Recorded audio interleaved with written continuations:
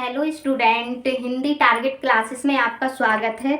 अब तक हमने स्वर पढ़ा था, स्वर का वर्गीकरण पढ़ा था। तो स्वर हमारे कंप्लीट हो चुके हैं वर्णमाला में। वर्णमाला को दो भागों में बांटा गया था ना, स्वर और व्यंजन। तो हमारे स्वर कंप्लीट हो चुके हैं। अब हम व्यंजन पढ़ेंगे। तो ये व्यंजन है। व्यंजन व्यंजन हम किसे कहते हैं? जिन वर्णों को बोलने में मुख से निकलने वाली वायु सवाद गति से बाहर आती है, उसे हम व्यंजन वर्ण कहते हैं। या सामान्य भाषा में बोले तो वे व्यंजन वर्ण जिनको स्वर की सहायता से बोला हुआ लिखा जाता है, व्यंजन वर्ण कहलाते हैं। व्यंजन के हर वर्ण को स्वर की सहायता से ही लिखा और बोला जाता है। स्वर स्वतंत्र होते हैं, लेकिन व्यंजन को स्वर की सहायता से ही लिखा जाता है। तो इसकी सामान्य परिभाषा सबसे इजी है कि वे वर्ण जिनको स्वर की सहायता से लिखा एवं बोला जाता है, उन्हें हम व्यंजन वर्ण कहते हैं। व्यंजन वर्णों को भी 6 भागों में बांटा गया है। तो इस तरीके से इसको वर्गीकृत किया गया है: स्पर्श व्यंजन, अंतःस्थ व्यंजन, ऊष्म व्यंजन, संयुक्त व्यंजन, उच्छिष्ट व्यंजन और अनुनासिक व्यंजन। तो व्यंजनों को 6 भागों में बांटा गया है। अब हम देखेंगे स्पर्श व्यंजन। स्पर्श व्यंजन को भी 5 भागों में बांटा गया है, जिसको अभी विस्तृत तरीके से समझेंगे।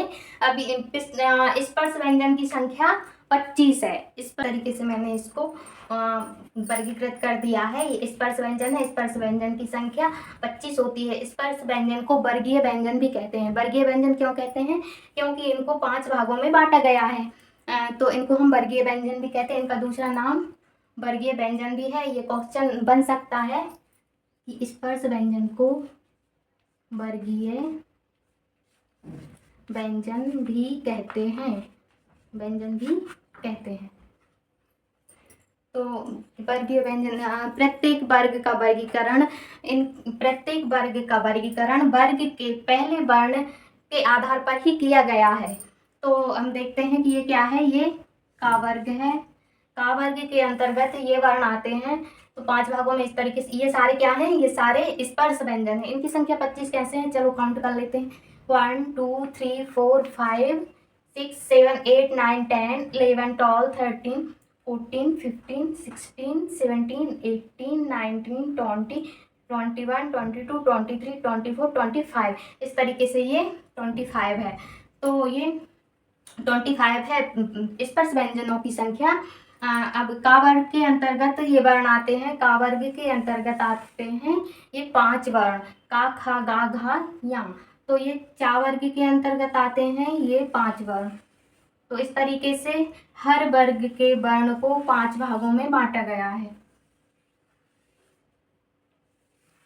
इस तरीके से चा वर्ग के अंतर्गत आते हैं, टा वर्ग के अंतर्गत आते हैं, ता वर्ग के अंतर्गत आते हैं, पा वर्ग के अंतर्गत आते हैं। तो इनको एक अलग नाम, हर एक वर्ग को एक नाम भी दिया गया है। उनको यहाँ लिख देती हूँ। का वर्ग को क्या बोलते हैं? कंठ। क्या बोलते हैं? कंठ।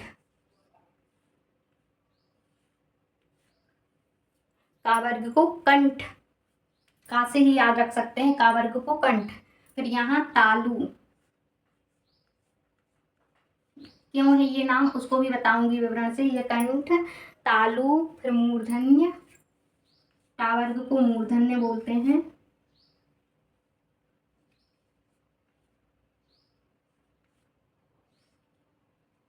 ता वर्ग को दंत। दंत। और पा वर्ग को ओष्ठ। यहाँ लिख देते हैं।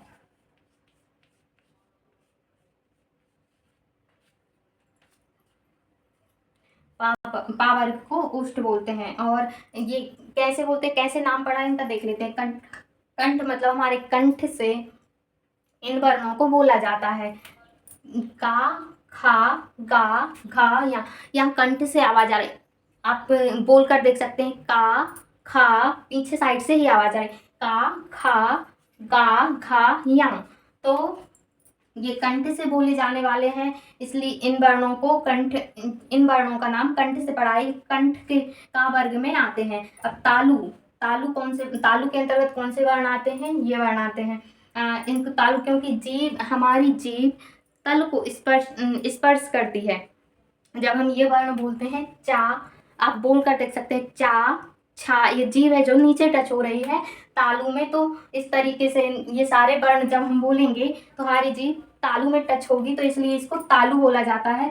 मूर्धन्य, मूर्धन्य मतलब ऊपर का भाग, हमारे मुख का जो ऊपर का हिस्सा होता है हमारी जीभ वहाँ टच होती है, तो इन्हें मूर्धन्य वर्ण बोलते हैं। आप बोलकर देख सकते हैं, टा, ऊपर जीभ जाएगी, टा, ठा, डा, इस तरीके से ये पांचों वर्ण को हम जब बोलते हैं तो हमारी जीभ मूर्धन्य ऊपर टच होती है। तो हमारे मुख को 5 भागों में ही बांट दिया गया है। कंठ, तालु मतलब नीचे टच होगी, मूर्धन्य ऊपर टच होगी, फिर ये दंत, दंत में ता, था, दा, धा, ना। तो जब हम पूरे वर्ण बोलेंगे तो हमारी जीभ हमारे दांतों से टच होगी। आप बोलकर देख सकते हैं, ता, ता बोलने में दांत से जीभ टच हो रही, था, तो इसलिए इसको दंत बोलते हैं। दांत से टच होना मतलब दंत, तो ता वर्ग को दंत बोलते हैं। दंत के अंतर्गत आता है पूरा ता वर्ग। अब ओष्ठ, ओष्ठ को आप देख सकते हैं हमारी जीभ ओंठों से टच होगी, पा, सामने हल्की सी टच होगी, पा।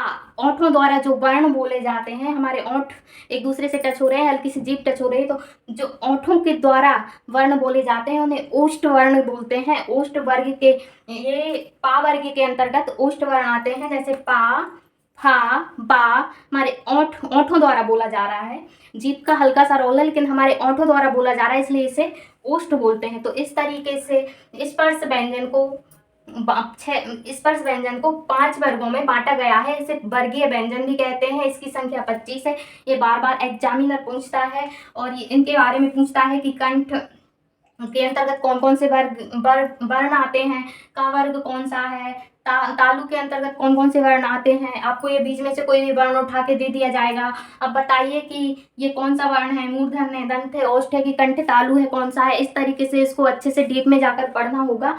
तो फ्रेंड्स, ये हमारे स्पर्श व्यंजन कंप्लीट हो गए हैं।